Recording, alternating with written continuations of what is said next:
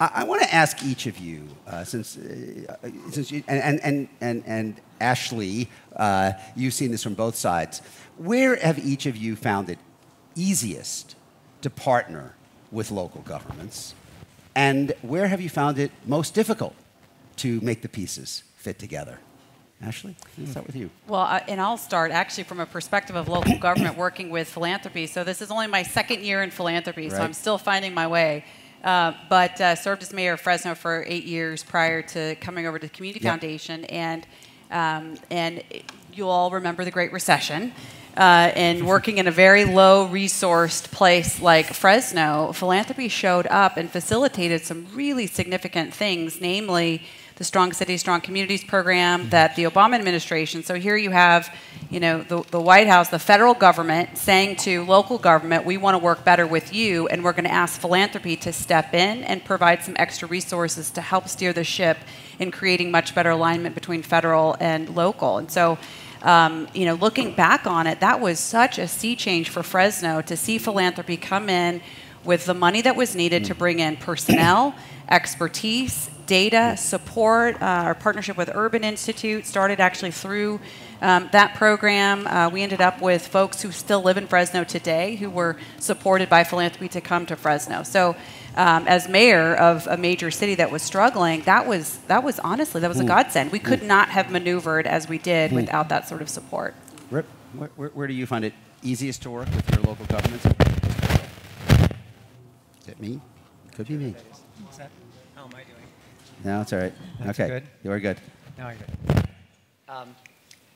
I think it's easiest when the public sector desperately wants your help, and it's most difficult when they desperately don't want you anywhere near the question.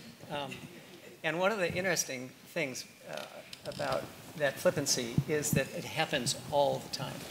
I mean, I think there's this really interesting balance that requires sort of an objective critical distance on the part of philanthropy. I mean, we don't hold an election certificate. We've got to be helpful. We've got to understand where the authenticity of governmental authority lies. But on the other hand, I think there are times when that ability of philanthropy to sort of step back, take a long view, take some risks, sort of assemble community in different ways, it's not something that's a natural act for the public sector. And so at least in Detroit, Kresge has found that that kind of objective distance is really important. You've really got to be able to sort of not completely sort of get co-opted by the public sector, even as tempting as that is, but you've also can't be oppositional. I mean, it's sort of this playing in the middle that I think is a kind of a constant judgment. I'm going to come back to that risk-taking in a minute, but Ashleigh, how about you? Yeah, because certainly New Orleans has had robust partnerships since Katrina. Yeah, so certainly from the Katrina experience, I think we have learned that it is the co-learning experience that is very helpful. What I mean by that is pre-Katrina, we were not very open to new ideas, new people. And after the storm, I think we really recognized the value in really understanding national best practice, what was cutting edge. And so philanthropy, one of the most important roles that they played at the time was just helping us to learn and see. And even in that learning, be open to the fact that we weren't, that we still were experts. And so there was co-learning that happened. There was opportunity for us to really discover national best practice and real partnership on the ground. And then on the government side, I would say government's recognition of their leadership role around systems change has been critical. I am coming from formerly the Landry administration. Mitch Landry, the former mayor. Yes. New Orleans, and the mayor's role around kind of the bully pulpit and really making way for change, I think is really critical. Our new mayor, Mayor Cantrell, is similarly positioning herself around how do we get our other sectors, particularly the private sector, to lean in with us. And so I think those are the two places where philanthropy and government can be powerful. I want to pick up on something Rip mentioned, which is, can philanthropy take risks that government can't take, or maybe even shouldn't take? And what's an example of the kind of thing that philanthropy can do that local government might hesitate to do? Rip, can I start with you, since you brought it up? I think it's sort of a defining characteristic of philanthropy. And during the pre-bankruptcy period in Detroit, Mayor Bing came to Kresge and basically said, we clearly have to get a handle on our land use patterns. We've got all of this blighted and abandoned property, and it's the third rail of the political system. I can't touch it. Would you be willing to help us structure and deliver a comprehensive, community-based land use planning process that at the end I can both own but have a little bit of distance from? And it was high risk. I mean, any number of times during the course of that, it got really tricky and really difficult and really controversial. And it enabled the mayor essentially to sort of step back a little bit from it and for philanthropy to sort of step into the risk and help deliver something I think that the public sector just couldn't have done. Ashleigh?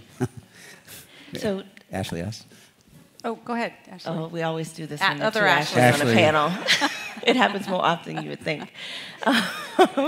So now look at me. I forgot the question. The question was, can philanthropies take risks that local governments can't or absolutely. shouldn't? So first of all, what's an philanthropy example? sometimes pushes government to take risks. So in our experience in New Orleans, it was philanthropy that allowed the government to lean forward. I don't know if you guys recall, but in the early days after Katrina, kind of the lights went off in City Hall. And so getting government back up and functioning, just the lights on part, would have been enough. But the idea that then the government would be taking on major reforms around whether it's the healthcare system or the criminal justice system or the education system, even thinking about economic opportunity, that was tremendously important. And so for us, we were able to start to test cross-sector partnerships from government, which was critical, which now led us, and I forgot to tell you what I'm currently doing. I'm now a part of our local economic development organization, and we've decided that the 21st century demands a different model for economic development, one that is holistic and inclusive.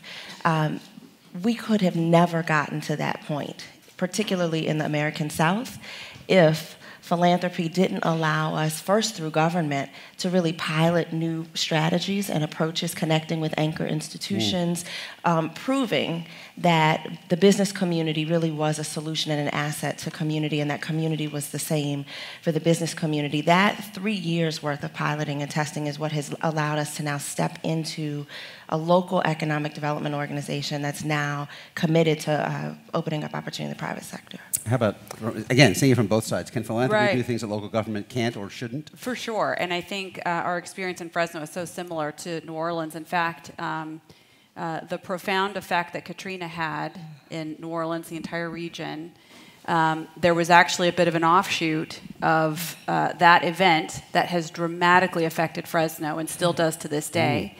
And that is that following the hurricane, the Brookings Institution published its national study, Katrina's Window, looking at the concentration of poverty in the United States. And number 2 on that list was New Orleans, post-Katrina New Orleans. Number 1 on that list was Fresno, California. So that gripped our community in a way that in my 20 years of community and economic development experience, nothing else has. Seeing the horrific pictures of New Orleans and the struggle and all of that, and then finding months later data that says, actually, Fresno, you're worse off from a concentration of poverty. That was probably the singular most shaping research-based work that catapulted our community into where we are today, which is the Shared Prosperity Initiative. And we were able to talk about at our roundtable back in August about things that absolutely it would have been uncomfortable for the city government to have convened that table and enabled voices to speak that just sort of, by definition, there are some people in conflict around what does inclusive economic development look like. And particularly in a place like Fresno with chronic double-digit unemployment, it is not necessarily politically appealing for mayor to stand up and criticize any particular job. Like, we're in the mindset of like any job is a good job when you have chronic double-digit unemployment. Right. And yet we know that we need to go deeper than just that. And so as a philanthropic organization with support from national partners, setting that table and letting it be okay to just kind of explore the boundaries of what inclusive economic development looks like, is really profound. And we're just on the beginning side of that, I would say, in Fresno. And yet it's clear that philanthropy is going to have to be the stream that carries us forward. Otherwise, it's not going to move. You know, many of our major cities, as we talked about with the mayor, I grew up in New York in the era of Ford to New York, drop dead. And, you know, if you look in the 70s and 80s and even into the 90s, many cities were losing jobs. They were losing population. They were losing their working age population. Now we have growth in a lot of places. I mean, we were at an event about a year ago with the mayor of Seattle who said they have the best economy since the Yukon Gold Rush, right? And unemployment is lower in urban areas than outside of them. But the big but is that every city that I have been to is struggling with the same issue. Okay, now we have growth again. Now we have a tailwind. Now we have some young people moving back. But how do we widen the circle of prosperity so that, A, more neighborhoods are benefiting, but B, our own low income and minority kids are on a track to compete for the jobs that we are creating, right? I mean, that seems to be the core issue. Why is that so tough for cities at a moment when cities are growing again? What is the core problem that is preventing this improved overall economic situation from creating, in fact, more opportunity from the families most it needs in the cities? So in New Orleans, we think that the problem is that economic development was a special thing over there that the business leaders were supposed to be focused on, and then economic opportunity was this other thing, right? It was the, you know, morally right thing way over on the other side. So that's where you do workforce development. That's where you think about community development and place-based economic development. And so for us, we're placing our full bet, everything we have. And I want to honor the other folks in this room who are investing in this new model. That these things belong, not just belong side by side, like, oh, let's just co-locate and hope for the best, but that the folks driving the work belong on the same team, and that the outcomes that they're delivering towards have to be the same. So we are still an economic development organization, so business development, kind of industry attraction and retention is still prominent in our lead focus. But to follow up, the mindset then is not that if you build it, they will come. No. Right? It's that you have to be intentional about creating bridges and interconnections. Right. That's right. So now industry growth is now paired with the small business development piece, talent and workforce development that you heard on the last panel, and place-based economic development. Those things have to happen together, that it's not when we get to neighborhoods outside of downtown that we're just talking about mom and pops and main streets, but really looking at how we leverage the assets that exist in those neighborhoods to even support the industry cluster development that we talk about and usually only think about for downtown. The last piece of that is the measurement and accountability. So when we're now making this shift, we're 9 months in, but when we celebrate an economic development win, right, the major technology firm just chose New Orleans. Now we're going to be tracking the impact disaggregated by race and gender. So who really is benefiting from those jobs? Same thing for our talent and place-based approaches. We've now are holding ourselves to proving that those wins that typically are just thought of community development wins are advancing economic development as well. Yeah. Did you want to? Go ahead. Can I just punctuate? One of the reasons I think it's worth keeping an eye on the Fresnos and the Detroits and the New Orleanses of the country is that getting at this issue involves deconstruction. Just simply letting new waves of growth and opportunity for economic growth to kind of wash over your community simply isn't enough. We're dealing with underlying issues of lending, zoning, the list just goes on and on and on. And so it takes a very intentional set of actions on the public, private, and nonprofit sectors to try to figure out what are those lever points, how do you sort of turn them around and then push them in the direction of equity. And I think a place like Detroit, just from our experience, has an enormous opportunity as it begins to grow and sort of return from its low point to engage in that kind of deconstruction and reconstruction of the basic underpinnings of what drives economic and community development. I think that's a little tougher in the Bostons and the San Franciscos and the New Yorks and the Chicagos. Maybe not, but it just seems to me that you have a number of communities where the scale is right, the opportunity is right, and the sort of the new ventures that are sort of emerging on the horizon can be shaped in a very different way. So I will take this opportunity here in Philadelphia to say not every community is actually experiencing this lift and this tidal wave of opportunity. Certainly that's the national story. In California, it is profound. But inland California is in a really different place. And so I completely appreciate what Rip just said, that a place like Fresno and other cities like Fresno where maybe we've never actually experienced the big up, that now communities are wrestling with, look at the disparity between people who are doing great and then so many people in our community not. There are a lot of places still in the U.S., certainly in inland California, that it's a dead lift. Still today, it's a dead lift. So I actually see that as opportunity. I see it as, we can look at our coastal regions around California and say, okay, look at all the mistakes that are happening there today. If we do this right 10 years from now, we will not be struggling with the same thing. But it's just a really different approach when it's not that you're trying to harness a wave, you're actually trying to make one and harness it at the same time. Yeah.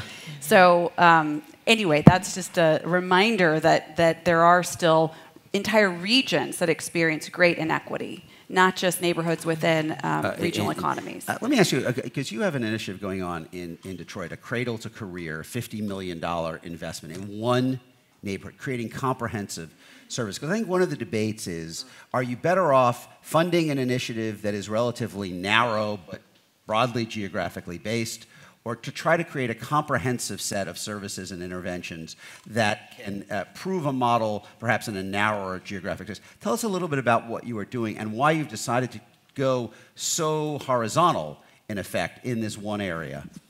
This is a part of northwest Detroit called the Livernois 6 Mile, and it's a traditionally African-American neighborhood that's seen enormous disinvestment over the years. It used to be the home of the Avenue of Fashion, where hundreds of black businesses all up and down the avenue were thriving. There was a neighborhood-based school, the whole mix. And our judgment was that we actually did need proof points, but the proof points had to be sufficiently comprehensive to actually prove something. Because we know we can go in and rehab a housing project, we know we can build a coffee shop on the corner, but what we don't know is whether we can create a complete neighborhood of opportunity and work with the neighborhood to do that. And so what we've done is to center this work in a 53-acre HBCU who essentially came within an inch of it having to close its entire operation, had to close down its undergraduate program, and we've pushed onto that site an early childhood center, a new K-12 system run by the Detroit Public Schools, a University of Michigan teaching residency program and a graduate program, and then connected that to the adjacent commercial corridor, the adjacent housing projects that the mayor is pursuing, and a new open space project. So when you think about it, this really ought to be a place where people really want to live, raise their children, and they have been for 50 years, but now they have the access to the kinds of opportunity structures that folks throughout Southeast Michigan. How long will it be till you know whether this comprehensive has made a difference, this comprehensive approach? What would you say? 5 years, 10 years, 2 years? How will you know if you're succeeding? I think you will have indications of success, maybe not indicators of success, but indications of success within a couple of years. I think, can we get the school up and going? Can it be a catchment area for neighborhood families? Do we see neighbors choosing to stay rather than leave? Are businesses opening? I think we're going to see that in the next couple of years. So Ashleigh S., you've had another example of kind of concentration. You had a number of community foundations in your area come together, right, to create the Fresno Community and Economic Development Partnership. What is the hope of what you can do together that perhaps was not getting done alone? The Fresno Community Economic Development Partnership is a network of small community-based organizations that are really connected well relationally, in place, that are resident-led, and it's actually work that we started. It's taken, gosh, at least 10 years to get to the point where we could prioritize place and really roll out this model of resident-led, resident-driven, empowering residents, et cetera. But we know that we can cover a lot more geography if we just link arms and support these organizations linking arms. Ultimately, what we envision is that resources can only touch the ground in an effective way through relationships. I mean, you could be the best nonprofit service provider or government partner or whatever, but you have to rely on places where there are deep pockets of disinvestment and literally 30, 40, 50 years of almost as if these neighborhoods have been invisible from a sort of community consciousness and mindset, now we're going back in to try to all of a sudden see transformational change, house by house, neighborhood by neighborhood. That only happens through relationship. So that's what those organizations are trying to facilitate. They're staying connected as they do that work, because they know they can learn from each other, and just, you know, and then we're taking a step back from the community foundation's perspective and saying, hey, if we could organize 9 neighborhoods, 12, ultimately 24, 40 neighborhoods this way, it's a distributed model of an easy way to distribute resource, to make sure that we're really drawing in the resources that are needed to impact at the very localist level. So, let me bring the audience in, but you worked on the Claiborne Corridor Project, which is a similar effort to kind of do a comprehensive response in one area. What did you learn from that experience? First, we learned that residents are expert, and so they know, they really are the best priority setters when we're trying to figure out what do we do first, how should we approach this. Residents always know best. They also are the folks who own the relationships and have the most credibility on the ground. So as institutional partners, folks can sometimes be happy to see us. Oftentimes there's not a lot of trust there. And so making sure that we really are activating the relationships that exist on the ground already is critically important. Those are the very first lessons that come to mind. The other thing is that residents need the win.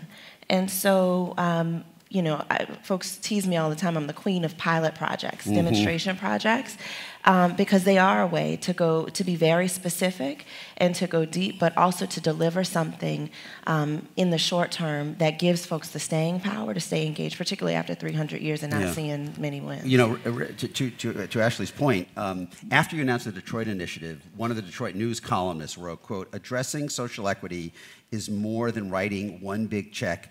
It has to concretely involve those whose lives are daily impacted by the sordid realities of inequity." And we hear this a lot around the country.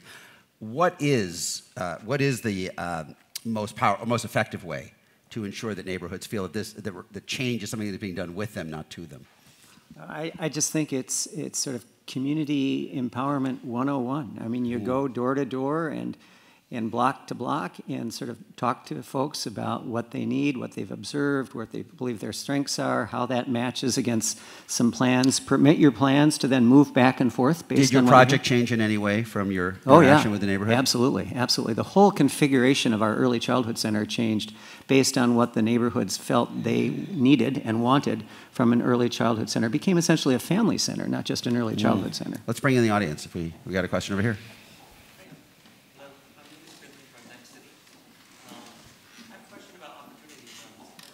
Hey. I'm wondering, with the advent of opportunity zones in the tax bill and this new tax break that's going to go into low-income neighborhoods, what's the role of philanthropy that plays in those opportunity zones, and how can we ensure that this tax break doesn't become an incentive for greater gentrification and displacement? Can I grab a piece of that? Sorry. It's just that about 2 months ago, the Rockefeller Foundation and the Kresge Foundation issued a joint RFP asking exactly that question to whatever fund managers wanted to assemble money to invest in these opportunity zones. And we got about 150 responses, and 100 of them were complete nonsense. They didn't understand community, they didn't understand project pipelines, they didn't understand public finance, they didn't understand it, but 20 did. And so what Rockefeller and Kresge are going to try to do is figure out how to work with those fund managers. Again, they're trying to assemble these folks who have capital gains to deploy into disinvested neighborhoods, and figure out if we were to provide guarantees to them, if we were to reduce their risk, would they gravitate toward higher risk, higher social impact projects? Now, 20 examples in this billions and billions of dollar reservoir of possibility may not make a difference, but our view is that we can try to signal. We can try to demonstrate that you actually can work in opportunity zones in a way that sort of takes on some risk. That risk is mitigated by philanthropy, and it actually returns a much higher social good than it would otherwise. Yes, in New Orleans, it's a very similar thing. We're trying to leverage, as an economic development organization, those other tools in the toolkit that I mentioned, whether it was talent and workforce development, the small business play, and link that to place to de-risk, so to speak, the the census tracts that we have the most priority around, because in a community as small as New Orleans, you could choose to invest in neighborhoods who really need it, or there are also opportunity zones that are less, it would have less of an impact. And so we're now trying to marry the incentives that we have, partnered with the mayor's office and Mayor Cantrell's priorities to really make those neighborhoods that matter, that need the support most, they would feel the benefit of that investment. Well, this has been a terrific panel. Would you join me in thanking Ashleigh, and everyone on the panel not named Ashleigh? Thank you.